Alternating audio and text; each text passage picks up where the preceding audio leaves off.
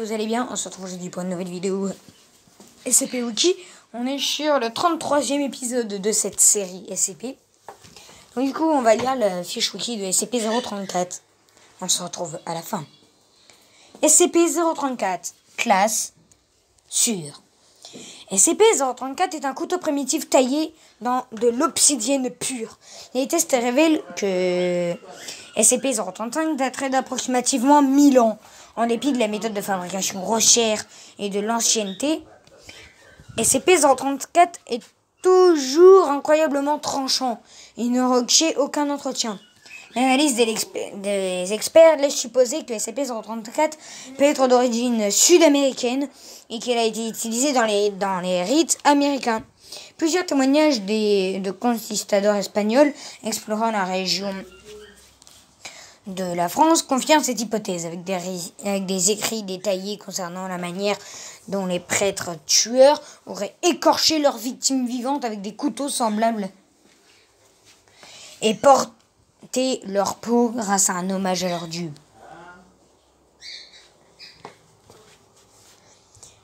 SCP-034 a la capacité de permettre à son porteur de prendre l'apparence d'un autre individu.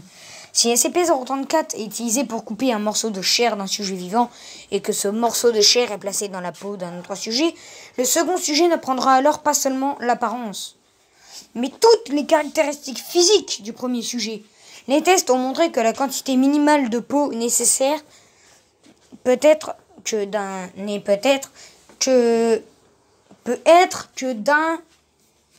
centimètre au carré. Cependant, les tests ont également révélé que le temps où l'apparence dure est directement proportionnelle à la quantité de chair utilisée. La radio de temps où l'apparence dure à la chair utilisée a été mesurée à approximativement 1 heure pour chaque centimètre carré utilisé. Une fois le délai écoulé, la personne concernée revient à sa forme d'origine. Les analyses des capacités de SCP-034 montrent que sa méthode d'ignition d'un autre individu est presque impeccable. SCP-034 ne change pas seulement l'apparence physique, mais aussi les caractéristiques physiques incluant la taille, le poids, la masse musculaire, la densité osseuse, la pousse des cheveux, l'acuité visuelle, la force, les problèmes médico-physiques et même l'ADN. Les sujets conservent leur personnalité et leurs souvenirs d'origine, même si le processus est presque instantané, ne prenant que quelques secondes. Les sujets humains ont décrit le processus de transformation comme extrêmement douloureux. Les sujets peuvent également souffrir de traumatismes psychologiques en fonction de l'ampleur de leur transformation physique. Les effets secondaires sont particulièrement graves si le sujet prend l'apparence d'une personne de sexe opposé avec des caractéristiques physiques très différentes. Cependant, pour que le processus fonctionne correctement, les personnes qui ont leur chair coupée par SCP-034 doivent être biologiquement vivantes pour maintenir l'apparence. Si la personne dont l'identité a été volée meurt, les effets s'arrêtent immédiatement. De plus en plus de détails peuvent être trouvés dans le rapport du laboratoire 034-A. De plus, SCP-034 fonctionne uniquement sur les sujets humains. Les expériences interespèces avec SCP-034 ont donné lieu à la mort du sujet.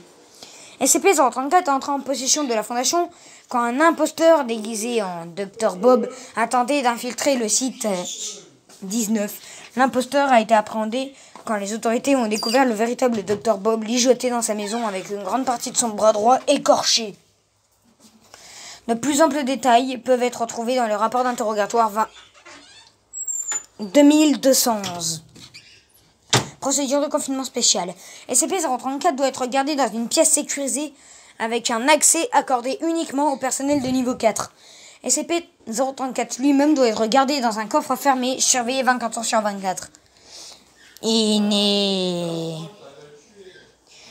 Quand il n'est pas dans les conditions de laboratoire, SCP-034 ne doit être retiré de son fourreau de protection sous aucun prétexte. Tout membre du personnel ayant été en contact avec SCP-034 doit être placé en observation pendant 24 heures jusqu'à ce que son identité ait été confirmée.